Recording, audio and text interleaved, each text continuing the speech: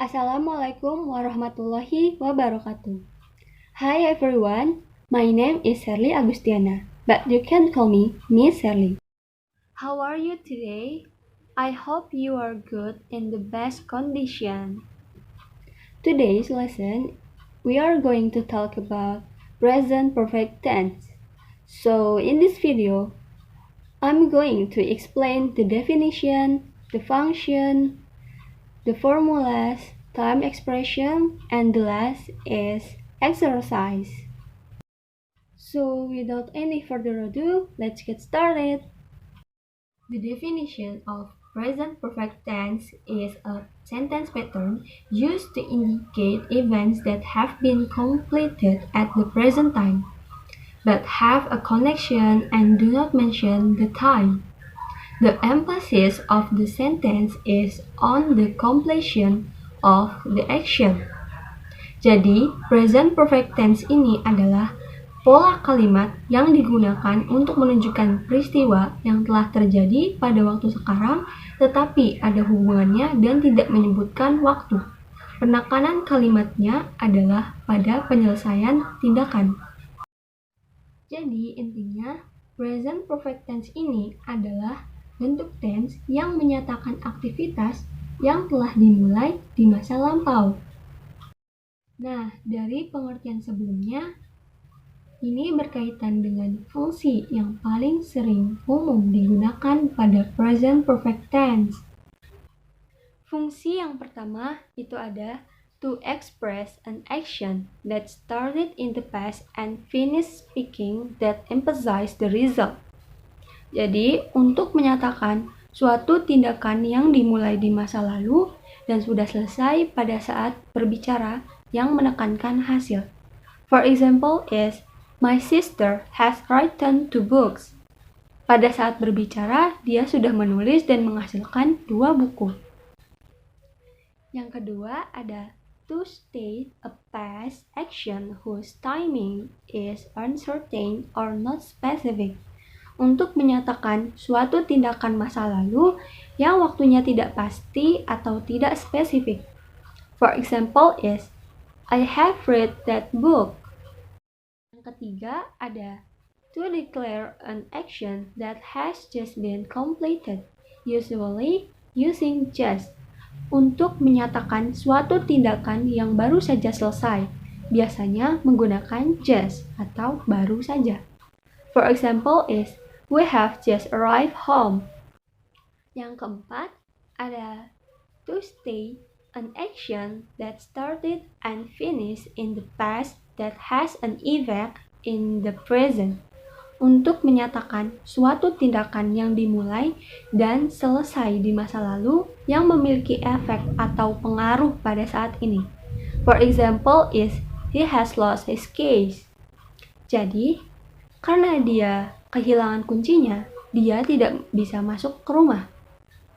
Yang kelima ada to state an action that occurred in an unfinished period of time at the time of speaking.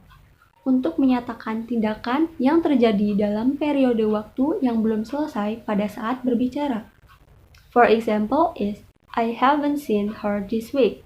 Saya berbicara misal di hari Jumat. Jadi, saya tidak pernah melihat dia minggu ini.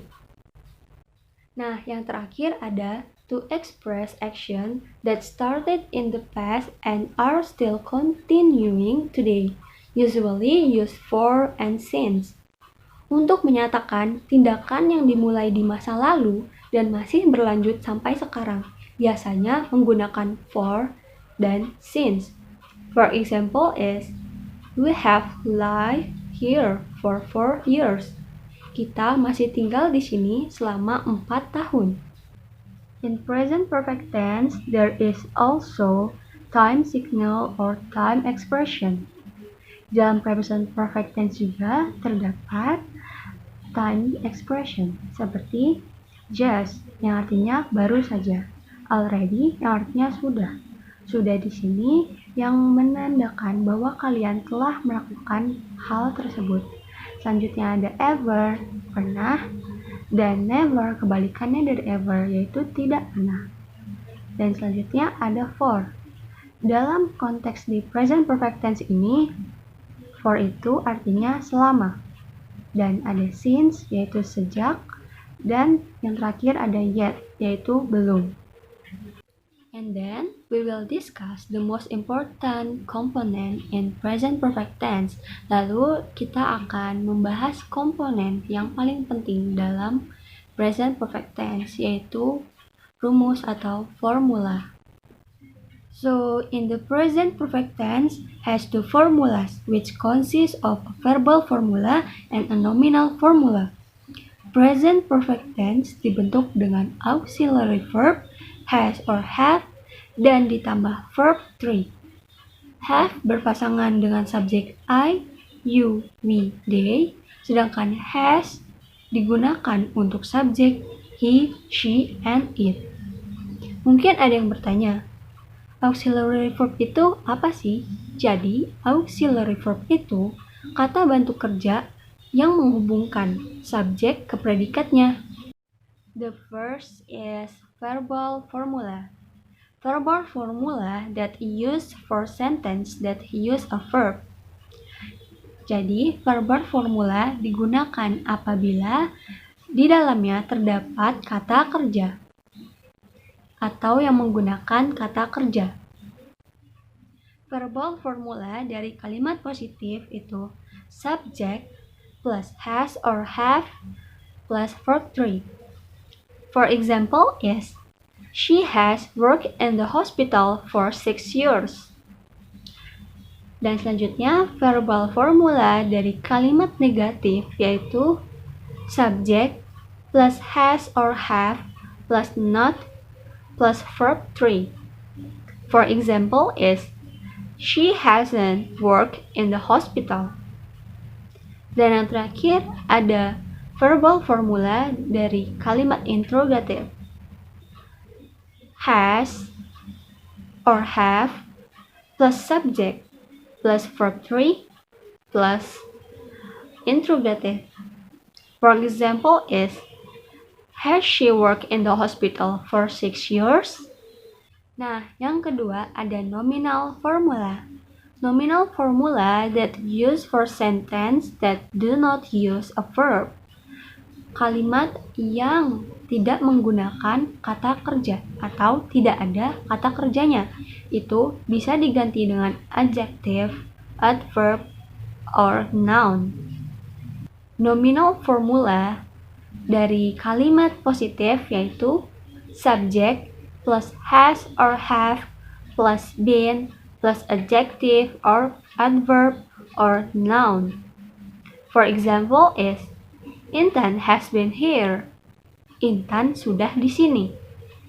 Nominal formula dari kalimat negatif itu subject plus has or have plus not plus been plus adjective or adverb or noun. For example is, I have not been hungry. Saya belum merasa lapar. Dan yang terakhir ada nominal formula dari kalimat interrogatif. Has or have plus subject plus been plus adjective or adverb or noun plus interrogative. For example is, have you been to Bali? Pernahkah kamu ke Bali? Bisa kalian lihat, di sini sudah terdapat exercise. Bisa kalian kerjakan dan ingat teliti ya guys. Hey guys, I hope you understand from what I have explained. And I hope you enjoy with the video. Okay? Wassalamualaikum warahmatullahi wabarakatuh. Thank you.